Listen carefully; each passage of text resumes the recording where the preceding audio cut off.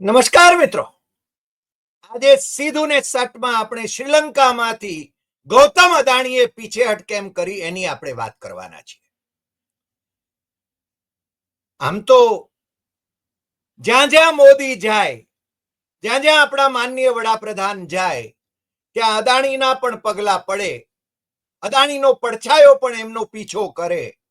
કારણ કે નરેન્દ્ર મોદીને માથે અદાણીને ફેવર કરવાનું એક કલંક દુનિયાભરમાં ગાજી રહ્યું છે. અને છતાં નરેન્દ્ર મોદી એ અદાણી સાથેના સંબંધોનો વિચ્છેદ નથી કરી રહ્યા. ભારતીય કરદાતાઓના નાણાંથી, સરકારી નાણાંથી, સરકારી તિજોરીથી જે જાહેર ક્ષેત્રના એકમો તૈયાર થયા અને પ્રજાની સેવા માટે, પ્રજાના પરસેવાના નાણે, જે કે તમારા મારા ઇન્કમ ટેક્સના નાણે જે એરપોર્ટ તૈયાર થયા, બંદરો તૈયાર થયા, જાહેર ક્ષેત્રના એકમો તૈયાર થયા, એ બધા અદાણીને પધરાવી દેવા, એની પાછળ નરેન્દ્ર મોદીનું શું રહસ્ય છે એ તો મને લાગે છે નરેન્દ્ર મોદી સત્તામાં નહીં હોય ત્યારે જ બહાર આવશે, અથવા તો એ પહેલા પણ બહાર આવે.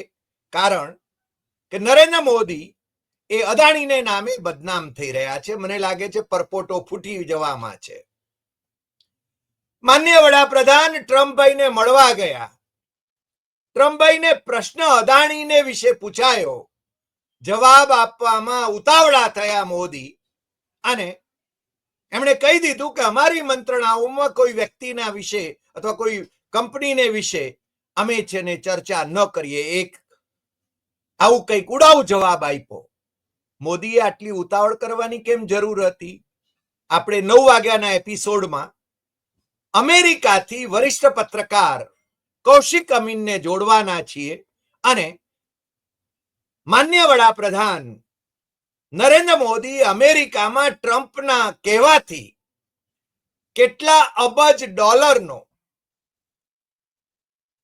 ધંધો એમને આપીને આવવા માટે વચનબદ્ધ છે અને એમની ત્યાં શું હાલત થઈ હતી એના વિશે તો વાત કરવાના છે. પણ અત્યારે તો જે સમાચાર આપણને શ્રીલંકામાંથી મળ્યા છે એ સમાચાર એમ કહે છે કે અદાણીભાઈ પારોઠના પગલા ભરી રહ્યા છે. અદાણીભાઈએ જાહેર કર્યું છે કે Adani green energy withdraws $442 million Sri Lanka power projects.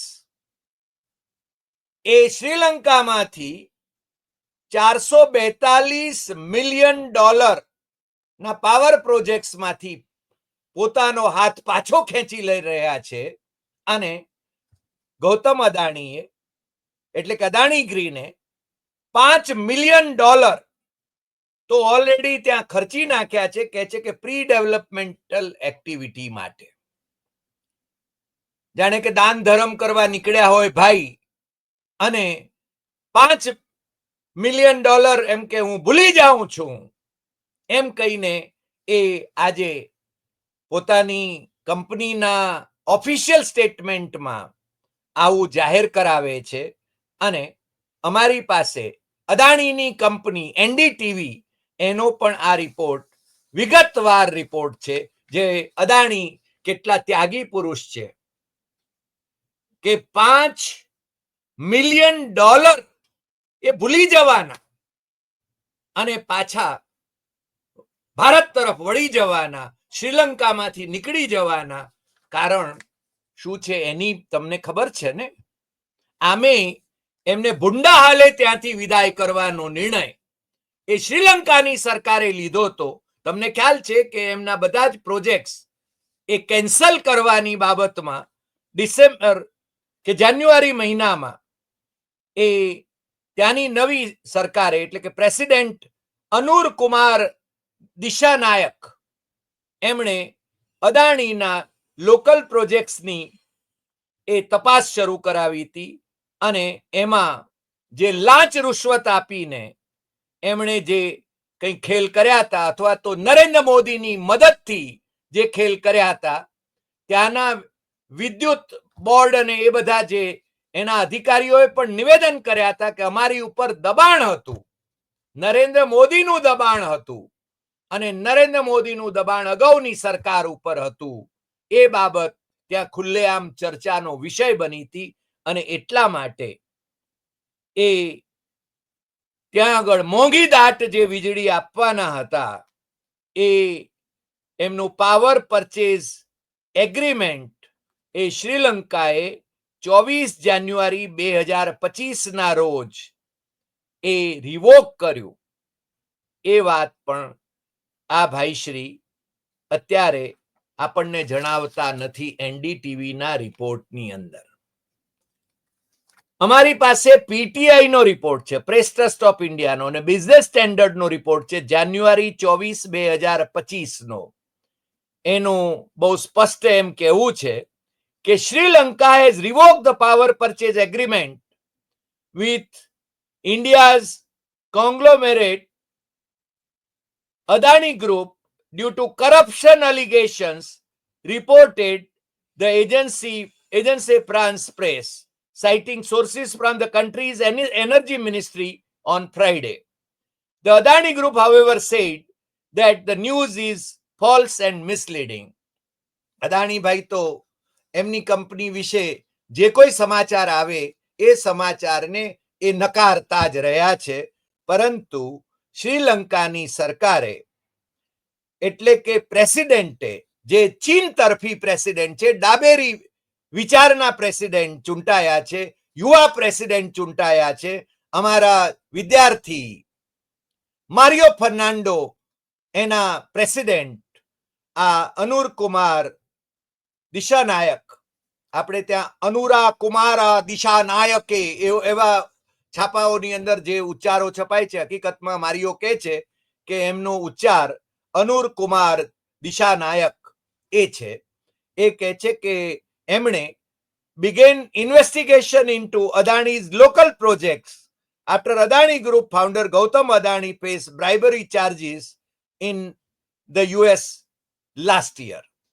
The government has revoked the power purchase agreement, but the project is not cancelled.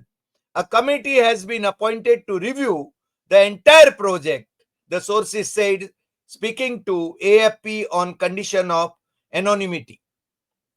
આ ભાઈશ્રીને અગાઉની સરકારે મે 2024માં આ મોંઘી દાટ વીજળી અદાણી વિન્ડ પાવર પ્લાન્ટ નાખીને એ ત્યાં આગળ છે ને પૂરી પાડવા માટે નોર્થ વેસ્ટ શ્રીલંકાની અંદર પાવર સ્ટેશન ઊભા કરીને એ કરવા માટે એમણે એગ્રીમેન્ટ કર્યું હતું, પરંતુ એનું રિવેલ્યુએશન માટેની જે કમિટી નિમાઈ એટલે ભાઈ શ્રી ગૌતમ અદાણીને સ્વાભાવિક રીતે લાગે કે હવે અહીંયા છે ને આપણે હલવાઈ જવાના છીએ. એટલે મન્નાર અને પુનેરિયન એરિયામાં શ્રીલંકાના એમાં જે ઇન્વેસ્ટમેન્ટ કરવાના હતા $740 મિલિયન એ એની કમ્બાઇન કેપેસિટી 484 મેગાવોટની હતી. એ છે ને એમણે ત્યાં પારોઠના પગલા ભરી લીધા અને એ પ્રોજેક્ટ આમ તો 2026 એટલે કે આવતે વર્ષે પૂરો થવાનો હતો, પરંતુ ત્યાંની સરકારે જે તપાસ શરૂ કરી એમાં અદાણીભાઈ હલવાઈ જાય એવી સ્થિતિ હતી. એટલે એમણે આજે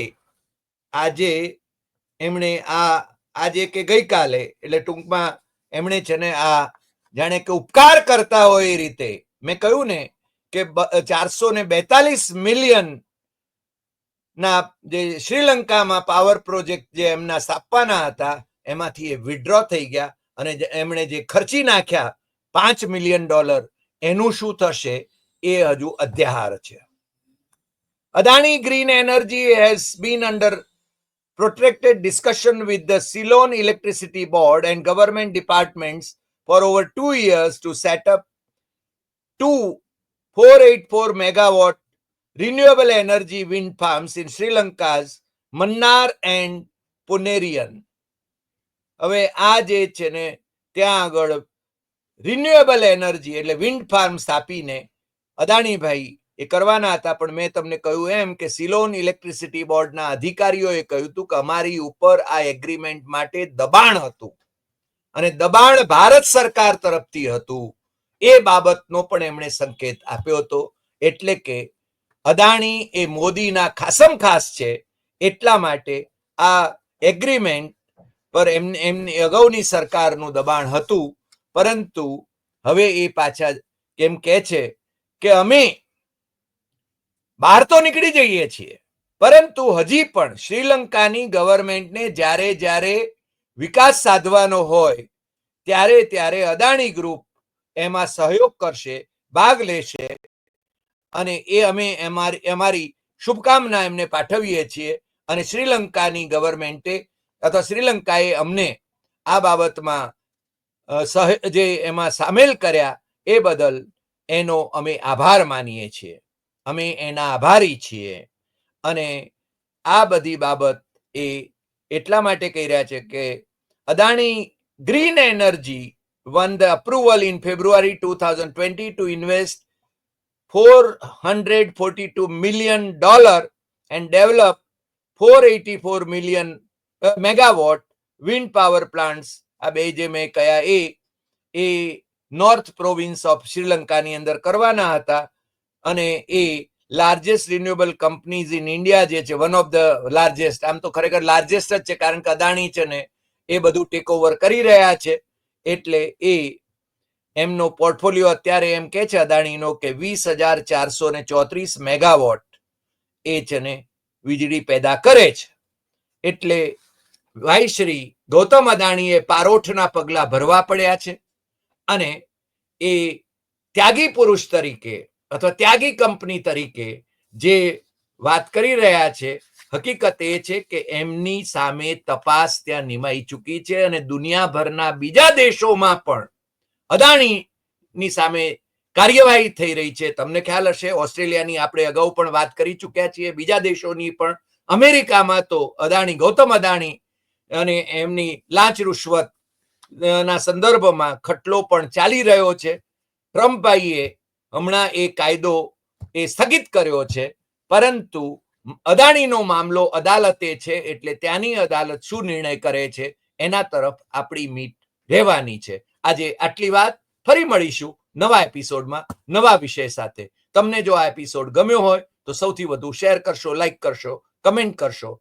આપણે સાચી વાત, ટકોરાબંધ વાત એ કહેવા માટે છીએ. અને અમે જે વાત કરી છે એમાં જો તમને એમ લાગે કે ક્યાંય ક્ષતિ છે તો તમે અમને જરૂર જણાવશો. નમસ્કાર.